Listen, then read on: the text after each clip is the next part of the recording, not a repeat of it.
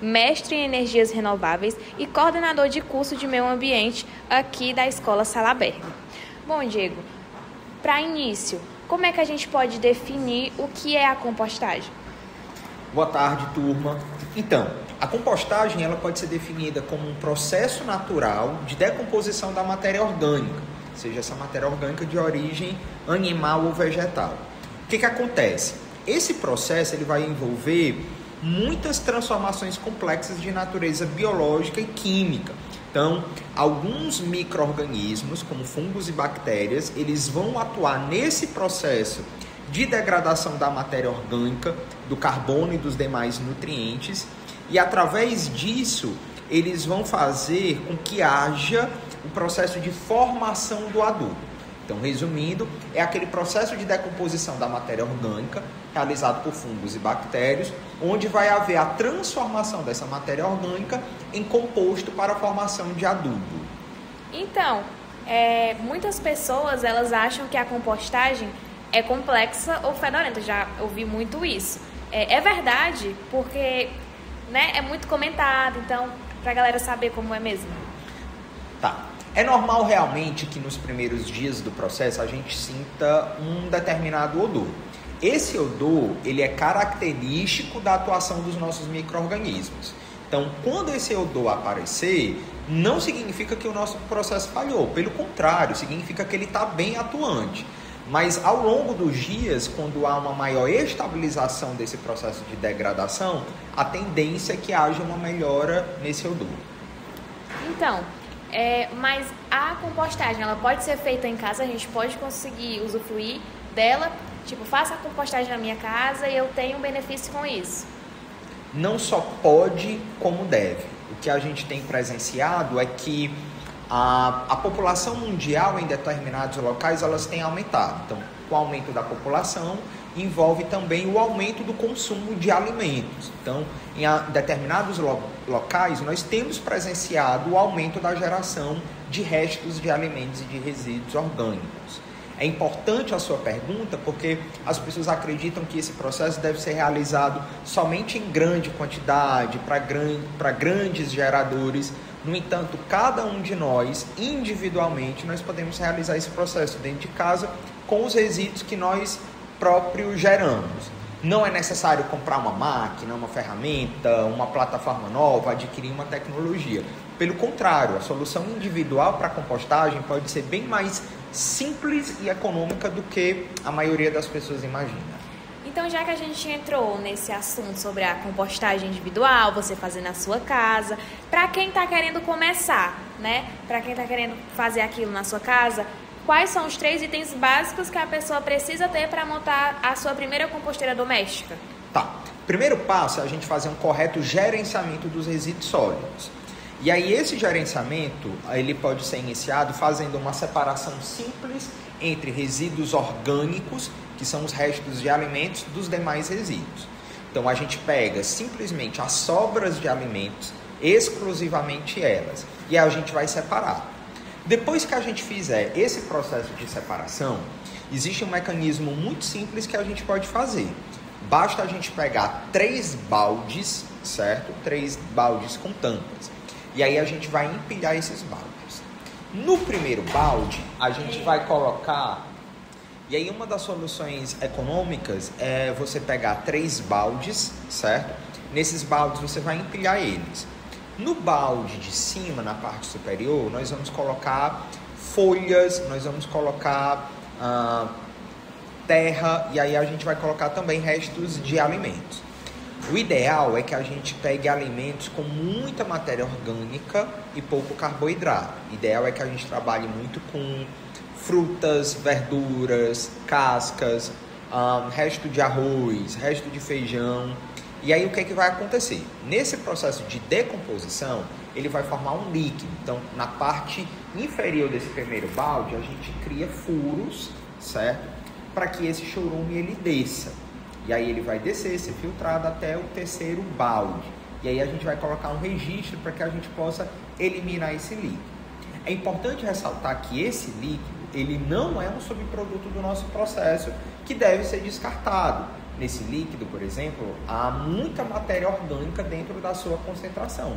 Ele pode ser utilizado para ser misturado com a água na hora de irrigar determinadas plantas. E aí, em vez de eu estar simplesmente irrigando com água, eu estou irrigando com um líquido que é rico em matéria orgânica. Isso traz uma grande contribuição de fertilização para o solo. Então, ali o líquido ele faz não a mesma coisa, mas ele contribui como se fosse um adubo? Isso.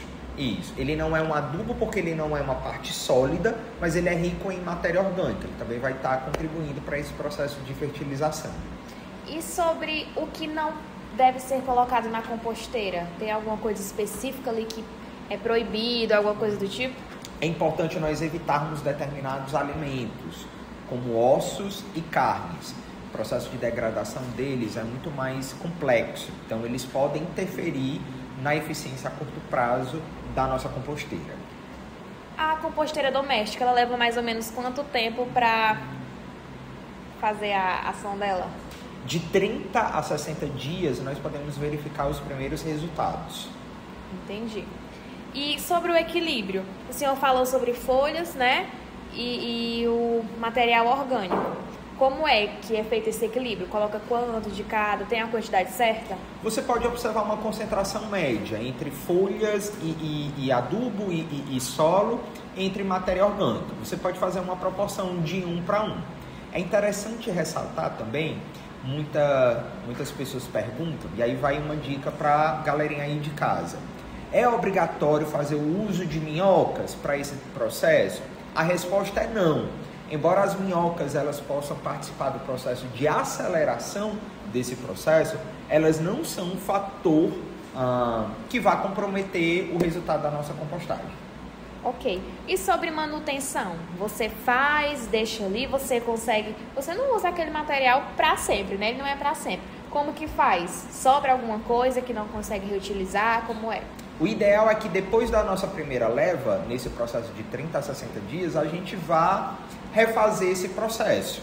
E aí a gente vai fazer isso de forma contínua. Mas aí sobra alguma coisa no final do processo da compostagem? Se você não utilizar tudo, pode sim ter uma sobra.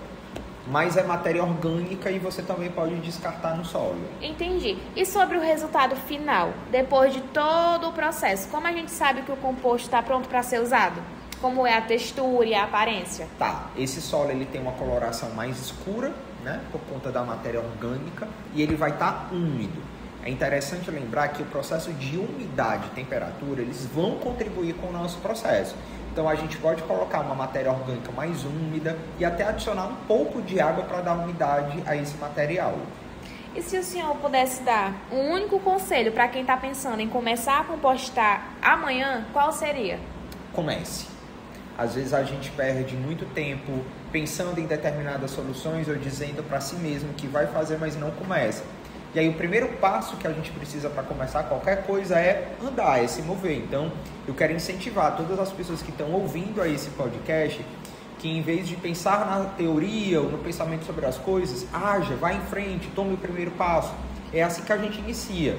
Pode haver falhas no começo, pode ser que você queira desistir, mas pelo menos você está se movendo no sentido de contribuir para esse processo. Agora a gente está aqui com o professor Marcelo, formado em Física, professor aqui da Escola Salaberga, que está com esse projeto de compostagem, né, aqui na escola. E eu queria saber como se iniciou essa ideia, de onde ela floresceu.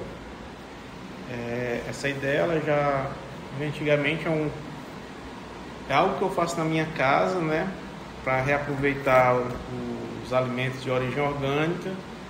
E como eu já tenho essa dinâmica de fazer na minha casa, eu quis trazer a mesma ideia para fazer na escola, utilizando os mesmos materiais que eu utilizo na minha casa, fazendo a composteira dentro do mesmo padrão, né? Uma composteira que inclusive pode ser replicada para utilização na comunidade, né? Não limitar a escola, ser utilizada também em outros locais, né? E sobre a coleta e o fluxo aqui na escola, como é organizada a coleta do material orgânico? É diferente do pontos da escola ou tem um lugar específico onde você sabe que você vai conseguir os... No caso, um lugar específico, né? Que é especificamente a cozinha, que é onde nós temos aí a produção de bastante material de origem orgânica, tanto na produção dos alimentos, né, no almoço, dos lanches, como também no descarte. Na hora que os alunos estão se alimentando, existe também o descarte de material orgânico. Então, tanto na hora da produção na cozinha, como depois na alimentação dos alunos. Na hora do descarte e também na hora de ir para a composteira, tem algum protocolo de separação específico? Tipo, isso aqui não vai, isso aqui a gente vai deixar para outro local? Pronto, tem, né? O ideal, o nosso tipo de composteira, é que sejam materiais de origem orgânica e não evite, né, colocar aquele padrão, evite colocar materiais de origem láctea, muito material cítrico, material contaminado com tempero, né? Então arroz cozido, macarrão, o cuscuz, aí nós não colocaremos, né? Também origem animal com fibra de origem, proteína de origem animal, carne, ovos, a gente evita também, mas os produtos de origem orgânica. Aí falando do aspecto pedagógico, de que forma os alunos são envolvidos ativamente no processo? No caso, tem vários pontos, né? A gente dá o direcionamento de como é feita a composteira, de como é alimentada a composteira e o restante fica a cargo deles, né? Fazer a separação dos alimentos, ir atrás desse material orgânico que vai ser colocado na composteira, acompanhar, né, o processo de compostagem. E no processo de compostagem envolve biologia, envolve química, são muitos conhecimentos envolvidos e pode ter certeza que todo o conhecimento envolvido vai trazer, principalmente para quem é do curso de meio ambiente, vai trazer de alguma forma um enriquecimento do que eles já conhecem. Uma lição sobre o ciclo de vida, né, do resíduo. E sobre os resultados e o futuro. O composto que vocês aqui da escola produzem é utilizado na horta escolar em alguma outra área? A ideia é justamente essa, ser utilizado, né, o composto que nós vamos produzir aqui, ser utilizado depois na horta. A gente tem bastante planta que em fase de desenvolvimento, né, plantas do nosso bioma, né, que ela também pode ser utilizada nelas. E também eu já vi que também tem uma horta com algumas plantas, né, medicinais, e é claro que também pode ser produzido mais espaços, né, que tem bastante espaço. Então, uma horta com material para alimentação, com plantas para alimentação, né, alface, cheiro verde, que também pode ser utilizado, pode ser abastecido com material que a gente vai produzir nas composteiras.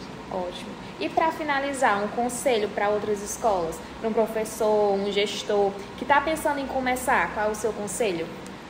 O conselho é começar, investir em observar, né, o ambiente da escola. A gente viu que não precisa de muito, né? Isso, ver qual a melhor forma, né, de aproveitar esses alimentos, qual a melhor forma de construir a composteira.